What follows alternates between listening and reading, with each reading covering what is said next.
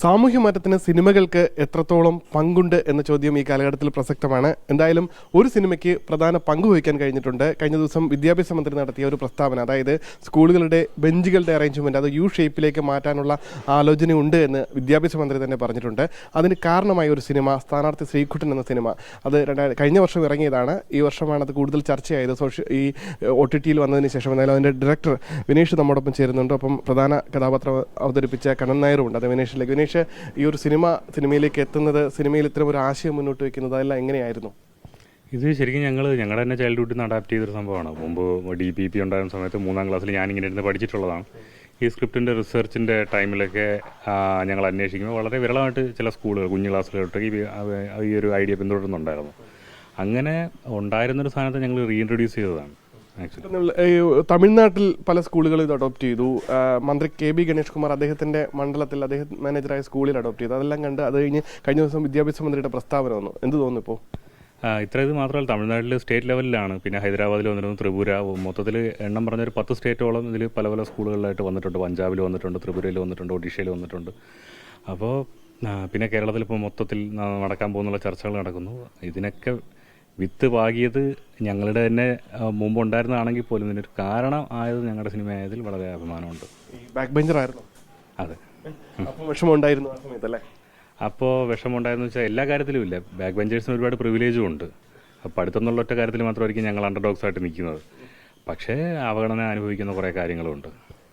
പ്രധാന കഥാപാത്രം അവതരിപ്പിച്ച കണ്ണൻ നായർ, ശ്രീകുട്ടനാണ് പ്രധാന കഥാപാത്രമല്ലേ, എങ്കിലും കണ്ണൻ നായർ അധ്യാപകനായിട്ട് വരികയാണ്. എന്തായാലും ആ സിനിമ അവസാനിക്കുന്ന സ്ഥലത്ത് നമുക്ക് ആ ഒരു ക്ലൈമാക്സ്, സാധാരണ ഒരു ക്ലീഷേ ക്ലൈമാക്സിൽ നിന്ന് മാറി വന്നു. ആ സിനിമ കണ്ടപ്പോൾ എന്ത് തോന്നി? ഈ സിനിമ കണ്ടപ്പോൾ എപ്പോഴും രോമാഞ്ചം ഉണ്ടായൊരു കാരണം ഈ വീട്ടിൽ നിന്നും തുടങ്ങിയ ഒരു സിനിമയാണ്. ഈ വീട്ടിൽ കുറേ ചെറുപ്പക്കാർ ചേർന്ന് നിന്ന് ഇത്തരത്തിലൊരു ആലോചന വരികയും അതൊരു ഷോർട്ട് ഫിലിം ആക്കണം, പിന്നീട് അതൊരു സിനിമയാവും എന്നുള്ള ആലോചനയായി ഒരു പ്രൊഡ്യൂസറെ കിട്ടുന്നു, ബജറ്റിലെ പ്രൊഡക്ഷൻ വരുന്നു. അപ്പോൾ അത്തരത്തിൽ ഈ ഒരു പ്രോസസ്സിൻ്റെ മുഴുവൻ ഭാഗമായ ഒരാളെന്നുള്ള നിലയിൽ ഓരോ പ്രാവശ്യമായി ക്ലൈമാക്സ് കാണുമ്പോൾ, ക്ലൈമാക്സിലെ വാനുയരാൻ എന്ന് പറയുന്ന പാട്ട് കേൾക്കുമ്പോൾ ഓരോ പ്രാവശ്യം രോമാഞ്ചം തന്നെയാണ്. ഇത്തരം ചർച്ചകൾക്ക് ഈ സിനിമ കാരണമായതിൽ ഭയങ്കരമായ സന്തോഷമുണ്ട്. ക്ലാസ് റൂമിൻ്റെ ഇരിപ്പിടത്തിലെ ഘടന മാത്രമല്ല, അധ്യാപകരുടെ മാനസികാവസ്ഥയും ഇതിനോടൊപ്പം തന്നെ മാറ്റേണ്ടതായിട്ടുണ്ട്. അതാണ് പ്രധാനമായിട്ടും നമ്മുടെ സിനിമ പറഞ്ഞു വയ്ക്കുന്ന ഒരു വിഷയവും. അത് സംഭവിക്കട്ടെ എന്ന് ആഗ്രഹിക്കുന്നു. എന്തായാലും തിരുവനന്തപുരം ആയിരുന്നു അല്ലേ ഷൂട്ടിംഗ് ലൊക്കേഷനും എല്ലാം? ലൊക്കേഷൻ എറണാകുളത്തായിരുന്നു. തിരുവനന്തപുരമായിട്ടാണ് ഷൂട്ട് ചെയ്തിരിക്കുന്നതെങ്കിലും ഷൂട്ട് ചെയ്തത് മുഴുവൻ എറണാകുളത്ത് തന്നെയായിരുന്നു.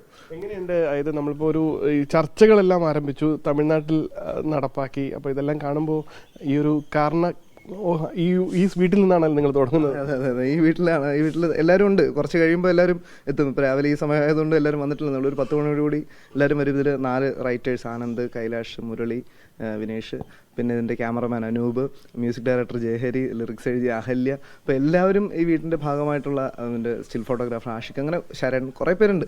എല്ലാവരും ഈ വീടിൻ്റെ ഭാഗമായിട്ട് തന്നെ നിൽക്കുന്നവരാണ്. അപ്പം കുടുംബത്തിൽ നിന്നൊരു സിനിമ മുന്നോട്ട് വന്നു. അത് കേരളം മുഴുവനല്ല, ഇന്ത്യ മുഴുവൻ ചർച്ചയാവുന്നു. വലിയ സന്തോഷം. ബാക്ക് ബെഞ്ചറായിരുന്നു? ഞാൻ ബാക്ക് ബെഞ്ചർ ആയിരുന്നില്ല ആക്ച്വലി. ഒരു സാമൂഹ്യ മാറ്റത്തിന് ഒരു സിനിമ തുടക്കം കുറിക്കുന്നു.